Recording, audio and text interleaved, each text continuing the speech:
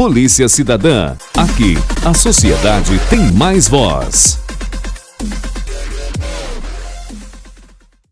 Drogas. Droga, de fato, é uma droga. E para falar sobre drogas, eu trouxe hoje aqui dois grandes especialistas. O Dr. Luiz Carlos Magno, delegado da Polícia Civil, professor universitário, e o Dr. Giovanni Agnoletto, da Polícia Federal. Ambos têm uma vasta experiência, um atuando por muitos e muitos anos no DENARC, tendo sido seu diretor, e o outro fazendo a repressão à entrada e saída de drogas no Aeroporto Internacional de São Paulo. É um prazer recebê-los aqui hoje e gostaria de ouvir de vocês um pouquinho o que pensam, o que acham dessa nova legislação sobre drogas que se discute no país.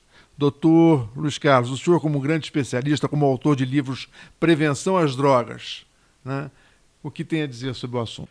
Sobre o assunto, dizer que tivemos a oportunidade de trabalhar com ambas as legislações. A Lei 6368 de 76, né, que vigorou até 2006, quando então entrou em vigor a Lei 11.343 sobre drogas no Brasil. E o artigo mais polêmico é justamente quando nós confrontamos o antigo artigo 16 da Lei 6368 com o atual artigo 28 da Lei 11.343. Por quê? Porque naquela oportunidade, alguém portando drogas, doutor, era conduzido à delegacia de polícia e, diante do estado de flagrância, eu autuava em flagrante e o juiz poderia aplicar uma pena de 6 meses a 2 anos de detenção. Muito bem. Hoje, o artigo 28 não prevê mais nenhuma pena privativa de liberdade. No máximo, uma advertência do juiz.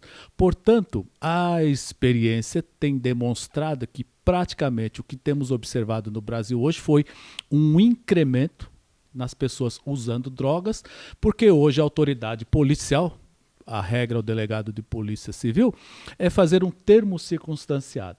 E nós tivemos recentemente aqui em São Paulo uma situação onde a TV mostrava jovens usando drogas muito próximo a uma base da Polícia Militar aqui na Avenida Paulista e o comandante dizendo que poucas horas antes ele havia conduzido todos aqueles rapazes a uma delegacia de polícia e eles 2 horas depois já estavam no mesmo lugar usando drogas e numa postura até de afrontar a polícia militar. Essa é a visão que eu tenho de como ficou a legislação hoje no Brasil. Doutor Giovanni, o senhor tem aplicado a lei no Aeroporto Internacional de São Paulo. Por ali nós sabemos que entra e sai droga, né? E eu gostaria de saber, na sua experiência no dia a dia, tem entrado mais do que saído? As apreensões se dão mais no tráfico ou nos usuários? Eu tive 2 passagens pelo aeroporto, estou na minha segunda passagem. A primeira foi entre os anos de 2009 e 2011, no Aeroporto Internacional de Guarulhos. Durante esses 3 primeiros anos, infelizmente, o Aeroporto Internacional ganhou um prêmio concedido pelo DEA dos Estados Unidos, Agência de Combate e Repressão à Droga, como o aeroporto que mais apreende droga no mundo. É um dado extremamente ruim para nós. A minha segunda passagem se dá agora de julho de 2015 até a data de hoje. Continuo trabalhando no aeroporto. O ano passado nós fizemos 479 flagrantes de droga. Ou seja, é muito mais do que um flagrante por dia. A quantidade que sai é muito maior da quantidade que entra. O Brasil não é um produtor de cocaína. Por questões climáticas, questões geográficas, questão de insolação, questão de temperatura, nós não produzimos cocaína. Mas nós escoamos a cocaína para a América do Norte, para a África, para a Europa. Então, de 479 flagrantes, a maioria, certamente, ou a totalidade foi de cocaína pura. E isso das mais diversas formas. Então, o que impressiona e chama a atenção é a criatividade das pessoas, as chamadas mulas do tráfico. Eu gostaria de chamar a atenção para um assunto que eu sempre coloquei em pauta nas minhas discussões sobre drogas. Eu sempre disse o seguinte: as drogas normalmente são um produto proveniente da natureza, manipulado pelo homem, né, para causar um certo efeito. E essas drogas são aquelas que vêm de plantas, a maconha, né, a cocaína, a própria heroína. E eu tenho observado nos últimos anos um fenômeno, né? Essas drogas deixaram de ser as drogas majoritárias utilizadas pela nossa juventude. E em vez de serem drogas que estão sendo exportadas do terceiro mundo em direção ao primeiro, eu acho que agora nós estamos começando a sofrer as drogas que vêm do primeiro mundo em direção ao terceiro mundo, que são chamadas balinhas, né? Eu queria que vocês me falassem um pouquinho sobre essa mudança de perspectiva na questão da droga. A história das drogas, como o senhor bem relatou, e no meu livro eu pontuo que a primeira experiência de drogas é relatada na Bíblia Sagrada. É a embriaguez de Noé. Então o álcool desde sempre acompanhando a humanidade. Mas o senhor relatou bem. Então nós temos hoje, dividido basicamente, 3 gerações de drogas. A primeira geração de drogas é ditas naturais. As plantas, o homem pega essas plantas, no caso a maconha, e utiliza. O ópio, o senhor pontuou aí a heroína, a morfina, utilizando. A segunda geração das drogas representou a tecnologia. Então o homem pega, por exemplo, o Dr. Giovanni falou da coca. Falou bem, Giovanni, porque não há no Brasil um único pé de coca. O nosso clima, ela não vinga. Estivemos recentemente, inclusive, junto no Peru, né? E aquele país é produtor de coca. Então, o laboratório permitiu a produção da cocaína, uma droga já muito mais eficiente do ponto de vista do usuário e com uma vantagem econômica. Olha só, para eu explorar maconha, eu preciso de centenas de hectares. Com cocaína eu preciso de uma área menor e um lucro maior. Terceira geração de drogas são as drogas sintéticas. Poderes e efeitos muito mais fortes, porque nós temos aí o laboratório, por exemplo, quando você tem hoje o êxtase, o ice, essas drogas estão aqui, não é? E nós temos observado, tanto pela Polícia Federal como pela Polícia Civil, vem ganhando significativamente a apreensão do êxtase. Hoje, o laboratório permite direcionar o que o usuário quer. Então, basicamente, drogas lidam com o prazer, é o prazer sempre por trás, e hoje apanha uma juventude. No caso brasileiro, nós temos uma juventude, sim, de fato vamos reconhecer que melhoraram as condições socioeconômicas. Essa geração, doutor, tem mais dinheiro. A nossa juventude tem mais poder econômico. E aí, com essa facilidade de entrada de drogas no Brasil, e aí eu vou passar a bola, quando eu cito nas minhas palestras, por exemplo, que nós temos aí de fronteira seca, 8.000 e tantos quilômetros, a fronteira marítima, né? E aí o senhor com muito mais propriedade poderá aprofundar. A dificuldade que como eu até aproveito para fazer a pergunta, como é pensar... de alguma forma, a polícia, juntamente com as Forças Armadas, que o nosso país não fique tão refém de tantas drogas circulando. Aproveitar, doutor Giovanni, você poderia me dizer, tem feito apreensões dessas drogas chamadas drogas sintéticas, que estão muito em moda, né, com aquele seriado que passa na televisão, Breaking Bad, né, que são os laboratórios de anfetamina, né, que vêm do exterior, do primeiro mundo, em direção ao Brasil? Sim. Alguns dados importantes sobre o Aeroporto Internacional de São Paulo, que fica em Guarulhos. Nós estamos entre os 50 maiores aeroportos do mundo. Nós somos o 30º aeroporto, o primeiro aeroporto em movimentação de passageiros e o segundo maior movimentação de carga. Só perde para o Porto Eldorado, na Colômbia. Segundo maior aeroporto em movimentação de carga. Então, a movimentação de passageiros e carga é muito grande.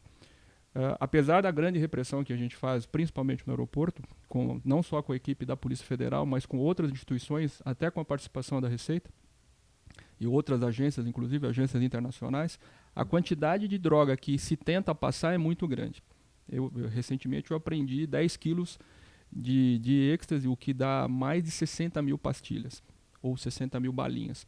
Então, depois eu até pediria que o senhor complementasse, doutor Maio, na questão do haxixe, que é uma outra droga que tem entrado bastante aqui, que não é sintética, é uma outra droga concentrada, apesar de ser orgânica. Eu acho, o que eu atribuo o sucesso ou a facilidade do êxtase? O baixo custo, a disponibilidade para classe média e classe média alta, principalmente nos locais de consumo.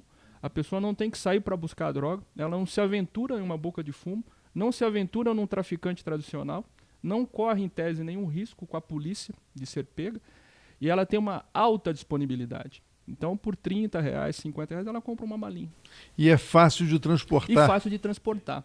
Então, e se confunde com o comprimido. E o que mais chama a atenção é que essas drogas estão entrando, elas vêm com marca. Antigamente vinha só com logotipo pequenininho, agora vem com marca, né? Isso me lembra um pouco, né, doutor Luiz Carlos, o LSD, os micropontos de LSD que pontificaram durante muito tempo, né?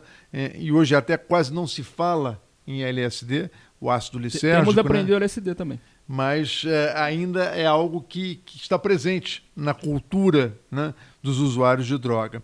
Mas eu tenho uma questão sobre essa questão do malefício, porque muitas vezes o indivíduo acha que está comprando uma drágia, né, de que essa drágia tem um controle de qualidade na sua produção e usa. O senhor poderia falar um pouquinho sobre os malefícios dessas drogas sintéticas? Sim, só reportando a fala do Dr. Giovanni sobre o haxixe.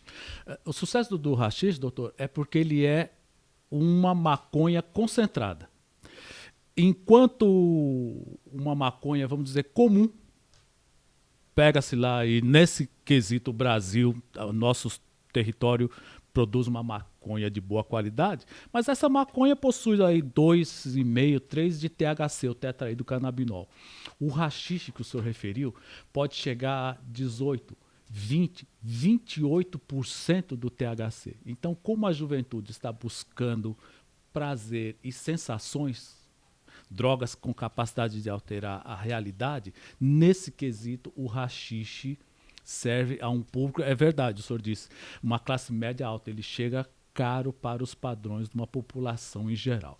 Mas, doutor, sobre a pergunta do senhor, o que nós temos observado é que, do ponto de vista bioquímico da droga, de fato, nós fizemos no departamento de narcose, na época com o Dr. Negrini, na criminalística, nós encontramos no êxtase cerca de 12 produtos não identificados, o que aumenta o risco. Então, você que é usuário, está nos ouvindo, você que é papai e mamãe, encontramos na cocaína, foi feito em São Paulo, o chamado DNA da cocaína, nós encontramos 17 produtos adicionados. Quer dizer, o que eu posso dizer é que, pelo menos em São Paulo, em qualquer lugar, a cocaína que é direcionada para as ruas não passa, doutor Itagiba, de 30% de cocaína. Então, de cada grama, 30% é cocaína, 60%, 70% são aditivos. Desde pós inertes, comprimidos, xilocaína, lidocaína, cafeína, eles vão acrescentando tudo que for branco. O que a gente chama, né? É uma droga banhada, né? Banhada, completamente, né? Agora, há um ponto que eu acho que chama atenção, por exemplo, eu sou um delegado da antiga, né? E na minha época, 1 quilo de cocaína era manchete de jornal, como muito bem lembrou o nosso presidente, o Dr. Cleiton. Hoje em dia, se aprende 1 tonelada ou 2 toneladas, sequer sai nos jornais. Eu vejo, por exemplo, o seu comentário, doutor Giovanni, de que tem feito muitas prisões e apreensões no aeroporto. E eu tenho lido muito pouco nos jornais, na mídia, sobre essas prisões e apreensões. Então, eu me lembro que 1 quilo dava a primeira página. Depois, 20 quilos, 30, 50, 1 tonelada. Hoje, a tonelada já não inspira mais vamos dizer, a curiosidade da imprensa. Ao que o senhor atribui isso? O volume cresceu muito ou perdeu-se o interesse na atuação das polícias? Não acredito que perdeu o interesse, até porque a imprensa nos busca diuturnamente a respeito de notícias nesse sentido. O problema é que a notícia da apreensão concorre com outras notícias, até com notícias de repressão à corrupção, até concorre com operações como Lava Jato, acaba tomando um lugar de destaque. Eu, infelizmente, também tenho uma outra marca importante na minha carreira. Eu fiz a maior apreensão de cocaína da história do aeroporto. Foram 200 quilos de cocaína no ano passado. Isso também não foi muito divulgado na época, porque fazia parte de uma grande investigação. Às vezes não se divulga como a gente gostaria, até para não atrapalhar todo o trabalho investigativo. Uma outra apreensão bastante interessante também, foram 26 quilos de haxixe chegando, provenientes da Europa, e não se divulgou até porque estava sob sigilo e tinha um acordo de delação que possibilitou a apreensão de outras drogas, carros e quase $100 mil na ocasião, e mais 3 pessoas foram presas. Então, algumas das prisões, quando prometem um bom trabalho de continuidade, a gente consegue uma colaboração, inclusive, do que a gente chama de mula do tráfico, a gente não divulga até para possibilitar não só pegar a mula. Eu hoje entendo que a mula é um problema social no país dela. Ela não é usuário de droga. Eu, pessoalmente, converso com todos e nunca achei nenhum usuário. Eles têm um problema social na origem e que acaba criando um problema financeiro para o Brasil. Isso, há 3 anos atrás, o custo federal era de R$ 4.750 mensais para cada cidadão que estava preso lá. Então, hoje, a gente atua não só na repressão fortemente, mas na repressão à entrada de valores que possibilite pagar essa droga para ela sair do Brasil. Eu, pessoalmente, tenho um envolvimento pessoal forte em aprender valores. Eu já aprendi mais de $1,5 milhão em 7 meses para evitar que isso transforme em cocaína. O senhor sabe que eu, na minha época, constatei o seguinte, que existia uma grande estrutura de nigerianos, né, atuando. E era interessante, porque os nigerianos faziam a parte da cúpula do tráfico, que pegava uma espécie de escrava branca europeia para fazer esse transporte, né, através de mulas do Brasil para o exterior. Então, moças que vinham da Europa, vinham para o Brasil, né, eram vestidas, né, em hotéis da cidade com a cocaína escondida, né, e muitas vezes presas no aeroporto. Mas esse é um problema do tráfico. Eu sei que o doutor Luiz Carlos tem um livro sobre prevenção às drogas, que é um livro muito importante para criar o alerta e para que as pessoas possam entender melhor esse problema.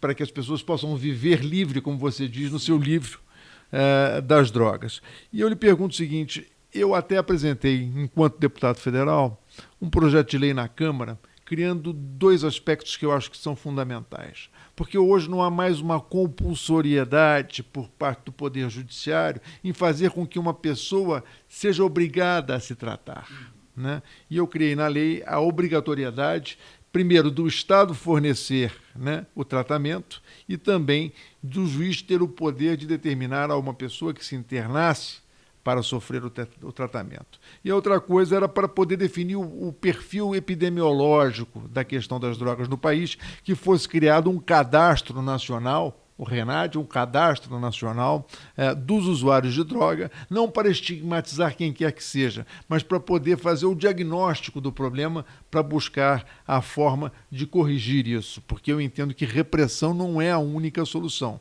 Eu acho que você tem que trabalhar com um tripé, com a prevenção, que eu não vejo, e eu gostaria que o senhor falasse um pouquinho sobre isso, que eu não vejo mais nenhuma campanha pública, nenhuma campanha nos meios de comunicação para prevenir o uso de drogas. E não vejo também nenhum investimento por parte do Estado brasileiro nas clínicas de recuperação. Queria que o senhor falasse um pouquinho sobre esse aspecto que eu acho que é fundamental. Sobre prevenção, voltando à lei, ela prevê políticas públicas a partir de Brasília voltadas, então diz lá, haverá no Brasil políticas de prevenção e reinserção do usuário. E aí o senhor toca no ponto fulcral. Onde está esse usuário? Que droga ele está usando? Qual é o perfil? E aí nós vamos responder por experiência. Cada pessoa que lida com o problema tem o seu arquivo. Então, o Departamento de Narcóticos tem uma divisão de prevenção onde tem lá os seus, o Amor Exigente, o Padre Haroldo Ram, cada instituição, Narcóticos Anônimos, enfim. Só que o país, como o senhor disse, não dispõe disso em mãos para formular políticas. E a partir daí, então, fica muito difícil direcionar, inclusive, recursos para atuar na prevenção. Aqui no Departamento de Narcóticos, eu atuei muito e acompanhamos o desenvolvimento dessa chamada, que ficou conhecida como Cracolândia. A Cracolândia. Ela começou quando o crack chegou no Brasil nos anos 90, aproveitou em São Paulo, que nós tivemos uma saída da rodoviária do centro lá para a Zona Norte, doutor, e aquele lugar onde era a rodoviária, ele ficou socialmente degradado. Os hotéis não tinham mais população, decaiu. Olha só que interessante, ao mesmo tempo nós tivemos uma massa de migrantes sul-americanos que vinham para aqueles hotéis também muito baratos. O crack chegou ali e por ausência de políticas públicas foi se desenvolvendo. O senhor, como policial, vai se lembrar quando eu dizia assim, no Rio de Janeiro não entra crack porque o traficante controla. Também não era verdade. Hoje nós sabemos que o crack está no Brasil inteiro, está no interior, não é? Porque nós não temos efetivamente uma política de prevenção. No quesito do dependente, é como eu disse, a autoridade policial faz apenas um termo circunstanciado, artigo 28 da Lei 11.343. Ao juiz, a advertência dos malefícios. O inciso 2 diz assim, ele deverá passar por clínicas para orientação, são 5 ou 6 comparecimentos. E só isso. E se ele não comparecer, o que acontece? Não há nenhuma punição, nada, não gera reincidência, não há possibilidade de se fazer nada. Então, do ponto de vista do usuário, hoje no Brasil, ele está absolutamente livre para usar droga, a família fica refém, porque ele invoca os seus direitos constitucionais, por exemplo, ao direito de ir e vir. Ninguém. E ele não é doente mental.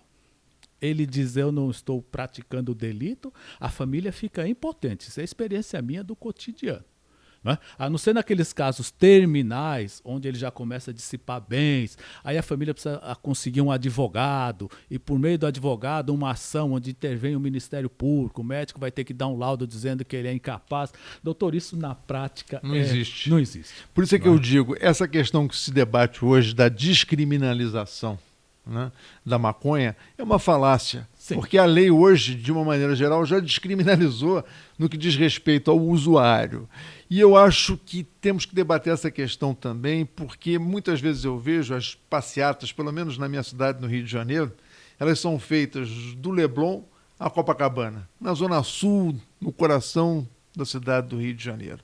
E as pessoas se esquecem que o Brasil não é o Rio de Janeiro. O Brasil é completamente diferente nas suas diferentes regiões. E aí, doutor Giovanni, o que o senhor acha? O senhor acha que é possível liberar a droga no país? Eu acredito que, na prática, como o doutor Magno mencionou, já há um processo de descriminalização da droga há muito tempo. Eu fui oficial do Exército, trabalhei na Polícia Civil aqui no estado de São Paulo, não me lembro de ter prendido nenhum usuário de droga. Usuário propriamente, seja por um cigarro de maconha, ou seja por... não me lembro. Eu queria chamar a atenção para um ponto muito importante hoje que acontece em todos os aeroportos internacionais do Brasil, seguramente. Notadamente, onde eu trabalho. Nós já prendemos mais de 100 estrangeiros com pedido de refúgio. Interessante. O que acontece? Há uma flexibilização ou uma facilitação para a concessão do refúgio em que facilita a entrada e saída desse estrangeiro, notadamente africano. E são presos como mulas de tráfico. Então a pessoa pede refúgio, vem para cá e volta para o país dela levando cocaína. Isso é um problema extremamente complicado, porque o fato do governo brasileiro conceder um benefício humanitário para essa pessoa vir para o nosso país e conseguir algum tipo de benefício social, e essas pessoas são presas com cartão do SUS, com uma carteira de trabalho falsa, né? Goza de todos os benefícios que os cidadãos brasileiros também procuram e necessitam, e vem para cá usufruir até do nosso sistema de saúde e vão levar droga para o país de origem. Doutor Luiz Carlos, pelo que o senhor viu, o doutor Giovanni e o senhor estão de acordo numa coisa. Há um laxismo muito grande no nosso sistema jurídico, ou seja, parece uma peneira. Por todo lugar, o criminoso arruma um jeito de escapar. A nossa legislação está se enfraquecendo perante os problemas que vivemos, ou a nossa legislação está se fortalecendo? Eu tenho uma visão, e com legislação penal de outros países, e nós sabemos disso, que o Brasil é considerado, do ponto de vista policial e judiciário, muito demasiadamente flexível. Hoje no Brasil, você que está nos acompanhando em casa, o artigo 33 da Lei 11.343 prevê uma pena em abstrato de 5 a 15 anos de reclusão. Então, como disse o doutor Giovanni, normalmente estrangeiros são primários em nosso país. O juiz já parte para a pena mínima. Acrescentando-se a outros benefícios, hoje nós temos visto condenações, doutor, de tráfico de drogas, onde ele pega 1/3. E com essas benesses, e aí os senhores são delegado federal e lidando com legislação internacional, nesse quesito, doutor Giovanni, a legislação brasileira não intimida. Porque já se sabe que aqui a possibilidade de ser preso e ainda ser preso de ficar nas nossas cadeias, porque a pena é insignificante ser comparada com outras nações. Não é como na Indonésia, né? Por exemplo, na Indonésia. Eu quero ver alguém hoje ser uma mula para a Indonésia, sabendo que 2 brasileiros já no corredor da morte. Não é? Então, já foi executado, inclusive. Já foi executado. Então, nesse quesito, eu entendo que nós precisaríamos melhorar a questão não só da pena, mas principalmente, doutor Tadib, da execução. A pena hoje no Brasil, ela perdeu completamente o sentido. A cadeia está desmoralizada, não é? Em todos os sentidos. E no tráfico não é diferente. Doutor Giovanni, me diga uma coisa. Nós estamos lançando agora pelo Sindicato dos Delegados da Polícia Federal o livro 2, né, que vai cuidar de temas processuais penais. E é uma questão que ainda gera muita polêmica e até desconforto entre os delegados de polícia de uma maneira geral, que é a questão da audiência de custódia.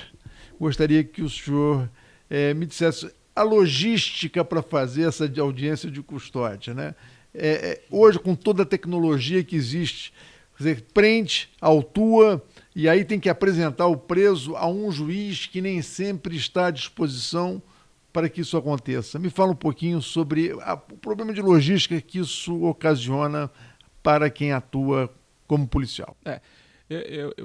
Do ponto de vista conceitual, a audiência de custódia é muito interessante. O Brasil é signatário de um tratado internacional em que já há muito tempo era para isso acontecer e já está acontecendo em todo o Brasil, né? Não só no estado de São Paulo. Eu sei que oficialmente em 2015, 24 de fevereiro de 2015, no estado de São Paulo começaram as audiências de custódia apenas no âmbito estadual. A Polícia Civil, na parte da Grande São Paulo, começou a apresentar em audiência. Eu estive num curso aqui no Fórum Criminal de São Paulo, acompanhando esse trabalho. Na época, o diretor do fórum, o juiz, se manifestou pela dificuldade em que o próprio judiciário teria, judiciário de primeira instância, em disponibilizar juízes, a estrutura de secretaria. A Polícia Civil, por seu lado, se manifestou com relação à disponibilidade de viaturas, de policiais. O pessoal do fórum se manifestou com relação a... Bom, trouxe a pessoa para cá, soltou, ela vai ficar aqui na Barra Funda? Vai para onde? Qual é a medida social que o governo está ajudando? O que efetivamente a gente vai fazer por essa pessoa? Ela vai voltar a delinquir? Porque se não tem nada, eu vou lá, falo com o juiz e eu vou embora. É praticamente um incentivo, né? A própria PM fala dessa forma. Agora, do ponto de vista federal, que nos afeta especificamente no aeroporto. Dia 1º de janeiro, uma pessoa faleceu dentro das instalações do aeroporto, transportando cocaína dentro do corpo, é o tal do engolido, né? Eu estava acompanhado com uma esposa iraniana e um filho de 13 anos. O que a gente faz? Onde que eu vou achar o intérprete iraniano num plantão do dia 1º? Búlgaros. Quem fala búlgaro? Nós temos prisões de pessoas que falam dialetos africanos. Impossível achar alguém que fala um dialeto africano. Como é que eu vou levar, por exemplo, agora, há 2 dias, uma pessoa estava com 50 cápsulas lá no Hospital Geral de Guarulhos.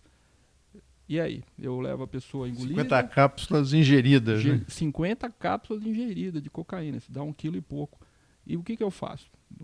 Isso flexibiliza a audiência de custódia? Como propósito, eu acho muito importante. Agora, uma coisa que vale a pena mencionar também, se isso ocorreu por algum tipo de desvio, eu acho que não ocorre mais. Acho não, tenho certeza. Não há nenhum tipo de abuso, nenhum tipo de arbitrariedade.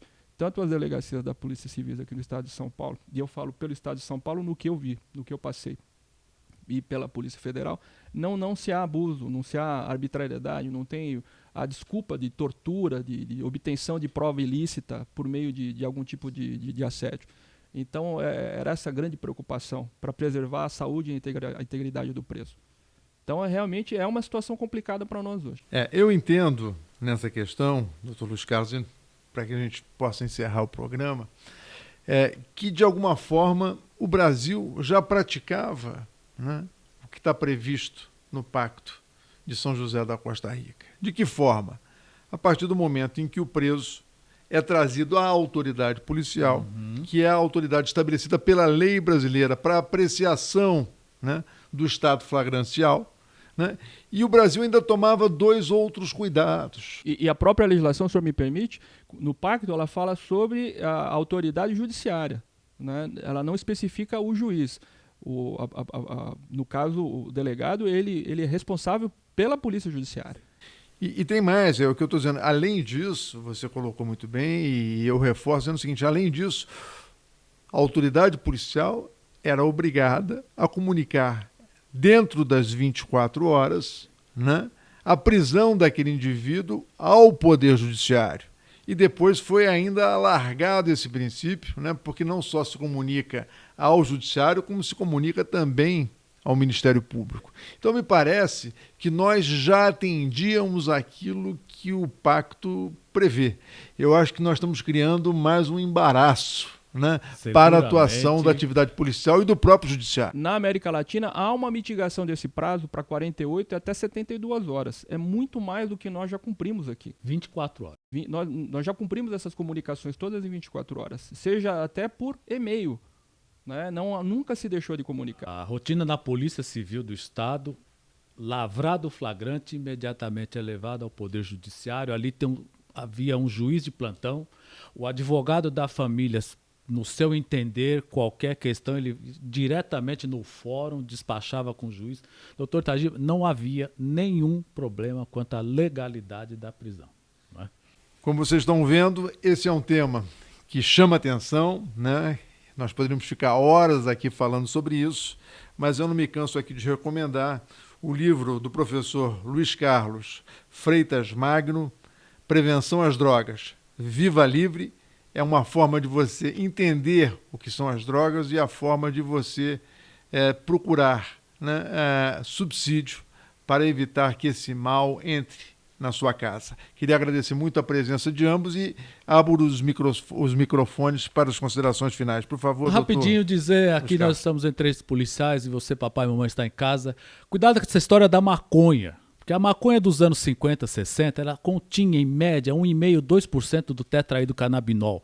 Então, papai e mamãe, o baseado do seu filho hoje, como disse o Dr. Giovanni, se for de haxixe, tem 28% de THC, o tetraidrocannabinol. E uma informação bombástica, a maconha é o maior detonador de processo de esquizofrenia. Podemos falar nisso numa outra oportunidade. Quadros de esquizofrenias podem ser precipitados pela maconha e aí você tem um problema para o resto da vida. Eu vou aproveitar o gancho para falar o seguinte. Nós estamos conseguindo, de alguma forma, vencer os malefícios do cigarro comum. Hoje é quase criminalizado aquele que usa cigarro nas vias públicas. Em ambientes fechados não é mais possível, praticamente, se fumar.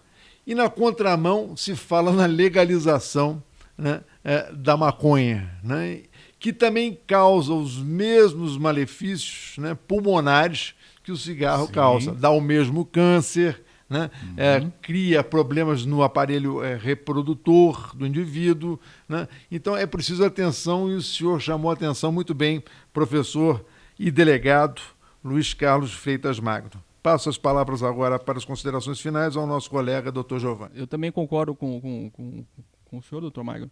E há um mito de que havia ou que houve uma legalização, uma permissividade em países como Holanda, Portugal, Uruguai recentemente, Estados Unidos. Isso é um mito. Até porque essa permissividade já retroagiu, eles descobriram que criaram um turismo de droga que não interessa a ninguém, criou uma situação social de violência que fizeram com que voltasse atrás, e há uma confusão entre necessidade fisiológica ou alguma necessidade clínica de uso de maconha, que foi liberado inclusive pela Anvisa, e isso acho que ninguém é contra. Sim. Por claro uma que série não. de outras questões, até em epilepsia ou algum tipo de distúrbio nervoso. Princípio ativo. Morfina, a morfina. Morfina é Morfina, né? E isso Vale ninguém do é ópio. contra. Agora, uma coisa que a gente estava conversando aqui antes de iniciar o programa, o trabalho de repressão ele tem que existir, mas tem que existir também política pública de apoio ao usuário, de apoio ao familiar, que é quem mais sofre.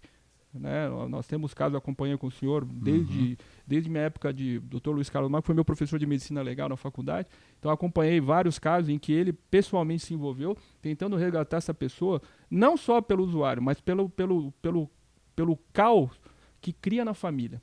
É muito complicado.